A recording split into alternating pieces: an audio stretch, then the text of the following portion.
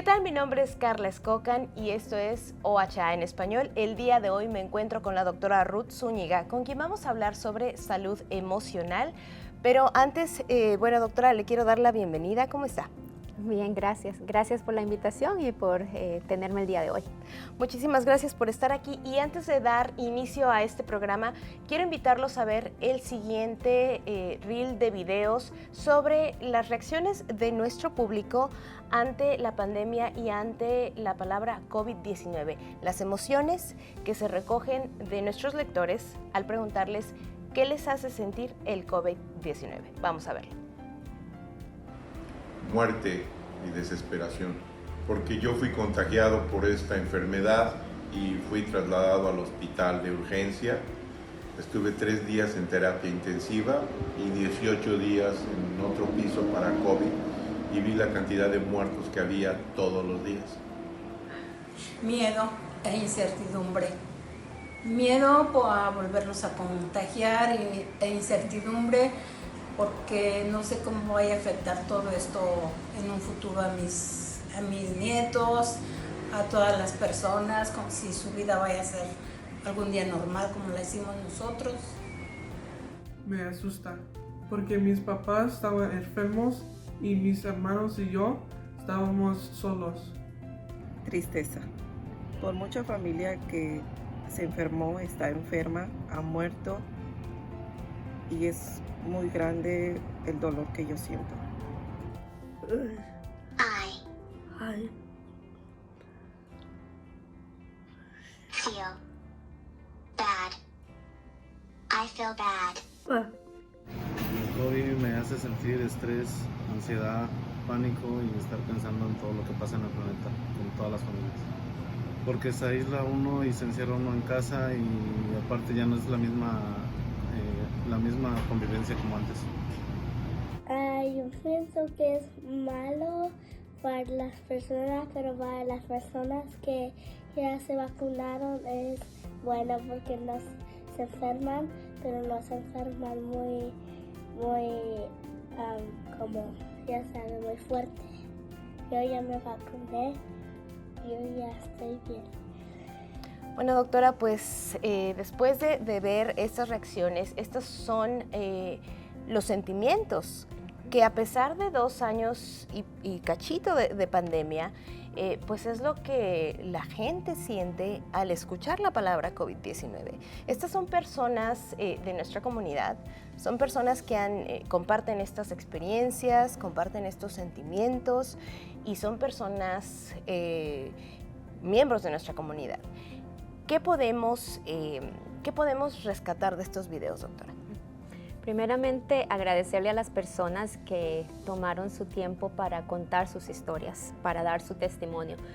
Contar y hablar abiertamente nuestras emociones puede ser algo abrumador, así que les agradecemos por su valentía, porque al compartir sus historias, ustedes están ayudando a que haya conciencia de que esta pandemia nos ha afectado de manera significativa, especialmente en lo que es la parte emocional. Entonces, además, valida las experiencias de muchas personas en el público que quizás están experimentando y que a veces no tenemos la fuente o la forma para poder desahogar o sacar esas emociones. Entonces, sabiendo que estas personas al contar sus historias nos están ayudando a crear concientización y a remover esta idea que tenemos muchas veces los latinos de que no hablemos de lo feo, no hablemos de esas emociones feas, todo tiene que estar bien. Y lo que hacemos muchas veces es que creemos que la salud mental o la salud emocional es solamente enfermedad. Se nos olvida que la salud emocional significa también bienestar, significa hablar con otros, significa compartir nuestras experiencias difíciles, pero también experiencias positivas. Entonces es ese compartimiento de las diferentes experiencias. Doctora, precisamente acaba de mencionar algo muy importante.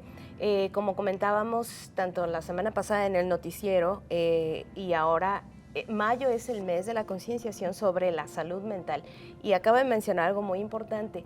Salud mental, salud emocional no significa precisamente que estemos enfermos. La salud emocional también significa adoptar hábitos que nos permitan llevar una salud emocional, como lo dice la palabra, saludable, que no significa precisamente que tengamos que estar enfermos para buscar hábitos saludables. ¿Nos puede hablar un poquito más sobre esto? ¿Cómo podemos adquirir hábitos saludables para llevar una salud mental saludable en nuestra vida diaria como familia, tanto como padres, como abuelos, como niños? ¿Cómo podemos adquirir estos hábitos saludables en nuestra vida? Primeramente es cambiando esta idea, como decía usted, de que salud mental es solamente lo negativo. Algunas veces creemos cuando decimos, cuidamos nuestra salud mental, pensamos, ay, pero es que yo no estoy loco, yo no necesito de eso, ¿verdad? Pero nosotros somos seres como humanos que tenemos un cuerpo, ¿verdad? Que es la salud física, pero tenemos también una mente, un cerebro, un corazón, tenemos emociones, tenemos relaciones con otras personas y todo esto es salud mental. Y salud mental es ese bienestar integral, no es solamente la parte mental o la parte del cerebro, sino es un bienestar integral en donde yo pueda ser una persona que pueda producir, que pueda ayudar, que pueda ser exitoso en la sociedad y que sea un miembro productivo de la sociedad. Entonces, ¿qué hábitos podemos tener nosotros? Primeramente, reconocer que todos merecemos salud mental. Todos merecemos salud emocional y hay muchas cosas que podemos hacer. Es preguntándonos día a día, ¿qué estoy haciendo hoy para cuidar de mi salud emocional, de mi salud mental? Así como yo cuido mi cuerpo, ¿qué estoy haciendo para cuidar de mi mente, de mi corazón, de mis emociones, de mis relaciones? Lo otro es irse a lo básico, pensar en la misma forma en como yo cuido de mi cuerpo y, por ejemplo, como bien, como saludable o trato de comer saludable, muevo mi cuerpo, hago ejercicio para promover mi salud física. También esas mismas cosas ayudan a promover nuestra salud emocional, nuestra salud mental. El dar los descansos es algo muy importante y algo que hemos perdido muchas veces a través de la pandemia. Se nos olvidó descansar, se nos olvidó que el cuerpo necesita descansar, dormir lo suficiente. Sí, como que no hay un límite, ¿verdad? Y el cuerpo y la mente y nuestro ser integral se han sentido y están siendo bombardeados constantemente por estrés, el estrés de la incertidumbre, el estrés de no saber qué va a pasar, los diferentes estresores y traumas que trajo esta pandemia. Entonces, saber qué estoy haciendo todos los días para desahogar un poquito, para sacar ese estrés en mi día a día. Y parte, además de cuidar nuestro cuerpo, también cuidar nuestra mente, cuidar nuestras emociones, algo tan sencillo como hablar de nuestras emociones, hacerlo parte de nuestro vocabulario, que cuando me pregunten cómo está el día de hoy, no digamos todo está bien, sino que seamos honestos, no tenemos que contar en nuestra historia a la persona y nuestra historia de vida y nuestros traumas, pero podemos decir, ¿sabe qué? Hoy no me siento de lo bien. Hoy no me siento de lo mejor. Eso ayuda a que nos validemos a nosotros mismos, validemos nuestras emociones y ayuda a que pongamos prioridad y demos prioridad a nuestra salud mental. Y otra de las cosas muy importantes, no nos olvidemos que todos los días es necesario que consigamos un momento de gozo, un momento, aunque sean 2 minutos o 1 minuto al día, ¿qué podemos hacer para encontrar una sensación de que nos dé una sensación de alegría, aunque las cosas estén difíciles? Claro. Buscar, entonces es buscar también esos momentos como de relajación, también poner límites en cuanto a, y es difícil también, como hablábamos en la ocasión anterior que platicábamos de las personas que hemos trabajado en casa, es difícil a veces poner unos límites en cuanto a dónde está la oficina, dónde está el cuarto de juego. Es a veces difícil poner límites, pero también hay que establecer estos límites de tiempo en cuanto a diversión, en cuanto a trabajo, en cuanto a relajación. Ahora, doctora, otra cosa que menciona también muy importante es hablar de los sentimientos, de cómo nos sentimos, y justo al realizar algunas de estas entrevistas, eso es muy importante porque muchas de estas personas, al momento de entrevistarlas, se daban cuenta que necesitaban hablar de estas experiencias y que quizás no lo han hablado en estos más de 2 años de pandemia. Y uno se da cuenta en que este es un sector muy pequeñito de la población. ¿Cuántas personas más, nos preguntamos, necesitan hablarlo? Entonces, ¿cómo podemos como familia apoyar a nuestros propios miembros de la familia que quizás necesiten, ya no digamos terapia, que quizás necesiten hablar y no sabemos cómo acercarnos a ellos, cómo apoyarlos? Entonces, como familia y como sociedad, ¿cómo podemos apoyar a miembros de nuestra familia que quizás necesiten apoyo y cómo buscar estos apoyos? Siempre cuando podemos o que necesitamos ayudar a alguien o queremos ayudar a alguien, siempre tenemos que comenzar con nosotros mismos. ¿Por qué? Porque si yo estoy estresada y antes de ayudar a alguien, mi cerebro, mi mente, mi corazón no va a estar en la persona, sino mi mente y mi corazón va a estar en esa preocupación. Entonces, siempre antes de ayudar es importante, o querer ayudar, que nos enfoquemos en nosotros. ¿Qué necesito yo en este momento para estar mejor?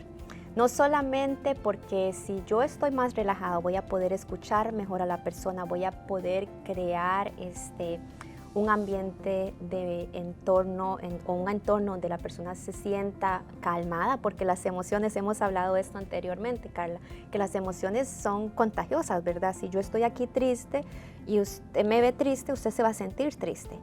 Entonces, es prepararnos para saber cómo vamos a hablar con la persona, y la preparación comienza con nosotros mismos. Lo otro es que el modelaje, el que otra persona nos vea a nosotros haciendo algo, es una forma de ayudar también, porque los seres humanos aprendemos viendo. Los seres humanos somos seres sociales y necesitamos ver lo que los otros están haciendo para hacer, y somos influenciables, nos influencian. Sí. Por eso, ¿verdad? Los influencers de YouTube son tan exitosos, ¿verdad? Porque tienen ese factor. Entonces, hacemos nosotros, cuidamos nosotros para estar más presentes para la otra persona, para traer esa calma o para traer esa ayuda, pero también para que la otra persona vea ese ejemplo. Y de ahí, ¿qué decir? Lo importante no es necesariamente qué decir, sino entender, primeramente, escuchar. Primeramente, escuchar a la persona, escuchar atentamente, y en lugar de brincar a dar un consejo, esta idea de que te quiero ayudar, nada más brindémosle un oído en donde la persona se sienta escuchada verdaderamente. ¿Y cómo hacemos para que alguien se sienta escuchado?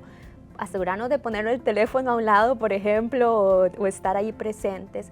Escucharlos con transparencia y con genuinidad. Si usted no se siente listo para escuchar, no vaya a tratar de ayudar a esa persona. Y con empatía también. Y con empatía. ¿Y qué es la empatía? Es entender, ponerme en los zapatos de la otra persona, pero sabiendo que esos zapatos no son míos.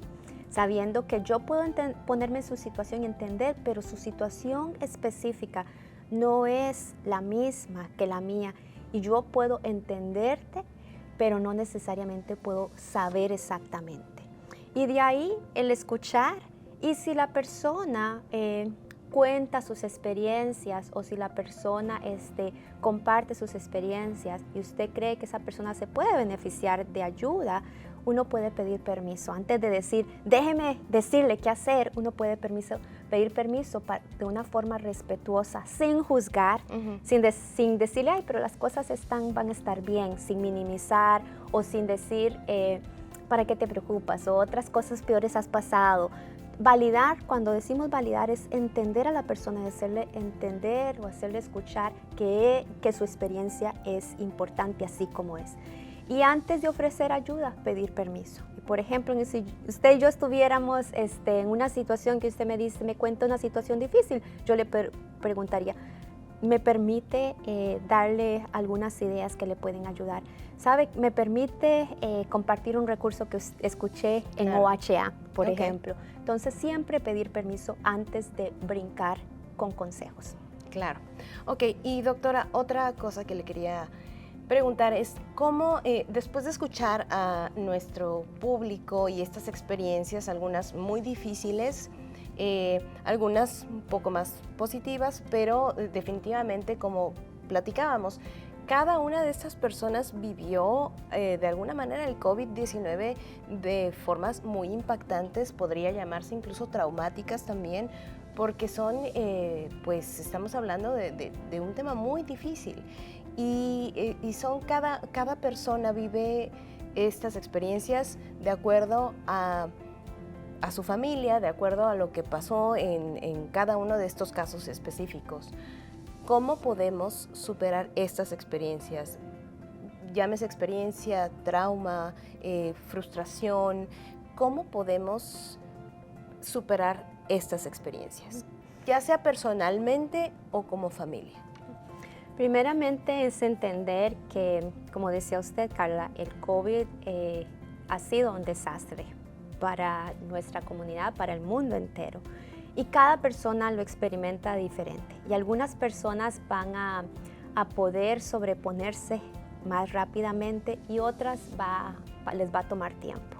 Entonces es entender y tenerse mucha paciencia de mi proceso de recuperación, de mi proceso de sanación, porque no va a ser solamente basado en qué fue lo que pasó durante el tiempo más difícil de la pandemia, o que algunas personas quizás están experimentando el tiempo más difícil de la pandemia ahorita, pero también va a estar basado en lo que la persona tuvo en sus experiencias de niño, cómo interpretó el contagio de alguien, por ejemplo, cómo interpretó la pandemia. Va a ser basado en la personalidad del individuo. O sea, hay muchos factores que van a hacer que una persona interprete esta pandemia de una forma u otra. Pero lo importante es entender que todos hemos sido afectados, de maneras diferentes, eso sí, algunos más que otros. Y todos también necesitamos recuperarnos de maneras diferentes también. Y entendiendo y darnos ese tiempo para recuperarnos y saber que algunas veces para sobrellevar esta situación, para esa recuperación o para sobreponernos, puede ser que podamos hacerlo con nosotros mismos, con algunas herramientas, justamente las que hablamos anteriormente, de cuidado de salud emocional, pero en otros casos quizás vamos a necesitar ayuda profesional. Y decir, doctora, tiene razón en lo que está diciendo, la pandemia fue distinta para todas las personas que vimos, fue muy distinta, y para cualquier persona, dependiendo en dónde se encontraban, incluso en qué parte del mundo, en qué nivel socioeconómico, cómo vieron la pandemia, si perdieron un miembro de su familia, si perdieron un empleo. Incluso hubo gente que dijo, no fue real porque yo no me enfermé. Entonces es muy distinto cómo cada persona vivió su realidad y de qué manera impactó su vida. Pero entonces, recapitulando, ¿qué podemos aprender de esta pandemia y de estos más de 2 años que hemos ya vivido con esta situación? Podemos aprender que hay mucho que tenemos que hacer en nuestro cuidado. La pandemia vino y se sintió de sorpresa, ¿verdad? Y aprendimos a través de esta pandemia, que fue un desastre, que no estamos preparados muchas veces ni físicamente, pero tampoco emocionalmente para enfrentar situaciones difíciles, y que este es un momento en donde podemos aprender herramientas para prepararnos en caso de que otra situación similar o otra situación difícil llegue a suceder. Lo otro es que aprendimos es que las pérdidas fueron constantes y siguen siendo constantes, y cada pérdida es diferente, pero es una pérdida. La pérdida trae dolor, pero trae también oportunidades para poder honrar, ya sea lo que se perdió o para poder honrar a nosotros mismos y lo que necesitamos. Y otra de las cosas es que nos da una oportunidad para decir, ¿qué voy a hacer ahora para salir adelante, para estar mejor? para no regresar a lo de antes, porque hablamos muchas veces se decía, bueno, vamos a regresar a la normalidad. Otras veces hemos dicho, se va a regresar a la normalidad, pero va a ser una normalidad diferente. Y podemos decir que hay un camino en el medio, porque también es importante saber que algunas veces idealizamos cuál esta nueva normalidad va a ser. Y para cada persona esa normalidad va a ser diferente, basado en cómo experimentó y cómo está experimentando esta pandemia, que todavía estamos en proceso de transición, ¿verdad? No es que la pandemia se ha terminado, para algunos se siente que se ha terminado, para otros todavía no necesariamente se siente así. Entonces es saber que tenemos ¿qué aprendimos? ¿Qué aprendimos de nosotros mismos? ¿Qué aprendimos de nuestras fortalezas? Mi fortaleza individual, y qué de esta fortaleza que yo aprendí me va a ayudar a salir adelante. Lo otro es aprender las prioridades. ¿Qué es más importante en este momento para mí? Y cómo voy a usar esto que es importante para mí, este valor para el futuro. Desde el trabajo, por ejemplo, si este trabajo es importante para mí o no, por eso hemos visto tantas personas que han cambiado de trabajo, o la prioridad en donde pongo mi energía cada día. Si mi prioridad es que yo vaya a estar bien y mi familia va a estar bien, entonces la pregunta que yo haría es, entonces, ¿qué estamos haciendo para priorizar nuestro físico, nuestras emociones, nuestra mente, nuestro espíritu, nuestra familia? Claro, pues nada más para regresar al punto clave de esta conversación, doctora, es volver a recordar que nuestra salud mental, nuestra salud emocional es muy importante. La física, por supuesto que lo es también, por eso le recordamos que la vacunación es la clave para estar saludables, para protegernos del COVID-19, que también, pues, a la fecha no sabemos cuáles son los efectos a largo plazo de esta enfermedad, que sigue siendo una enfermedad nueva, a pesar de que ya llevamos más de 2 años con ella. Entonces también se ha demostrado que no nada más los efectos que ha causado, como lo vemos, porque es una enfermedad que sigue causándonos trastornos por el efecto que nos ha causado como familia, como sociedad. También a la larga se ha demostrado que causa también efectos emocionales en el cerebro, cognitivos. Entonces seguimos insistiéndole en la vacunación, seguimos insistiendo en que cuide de su salud mental, que como dice la doctora Ruth, si siente que hay problemas, que tiene dificultades para hablar de sus sentimientos, busque ayuda que estamos poniendo en la pantalla. Y no sé si tenga algún último comentario, doctora. Como decía usted, Carla, la vacuna, por ejemplo, es un ejemplo de que las cosas van mejorando. Y ahora tenemos muchas herramientas para cuidarnos durante esta situación difícil. Desde la vacuna, algunas personas quizás todavía usamos mascarilla o cubrebocas para protegernos. El saber que ahora hay tratamientos también si nos enfermamos, pero también saber que ahora es una oportunidad para decir, voy a dar énfasis o prioridad a mi salud mental, a mi salud emocional. Y lo bueno es que tenemos recursos disponibles, recursos que aparecen en su pantalla, números de teléfono a los que usted puede llamar, en donde la persona puede recibir ayuda profesional o simplemente hablar con alguien un par de minutos, aunque sea, de cómo se sienten y qué podemos hacer para mejorar mi salud mental si está siendo afectada o para seguir adelante. Pensemos así que como vamos o deberíamos ir a un proveedor médico cada año para hacernos un chequeo físico, ¿por qué no usar esta oportunidad también para hacernos un chequeo emocional y recibir esa ayuda que necesitamos, que todos necesitamos y que todos podemos que todos tenemos el derecho de recibir? Y ojalá invitarles a la comunidad a que llamen a los números en pantalla. Los servicios son en español o pueden usar, también hay traductores disponibles y son específicos para usted, para este momento difícil, si usted está pasando un momento difícil, o simplemente para que usted pueda aprender herramientas cómo mejorar su salud emocional o salud mental. Doctora, pues muchas gracias por este espacio y a ustedes por acompañarnos. Hasta la próxima.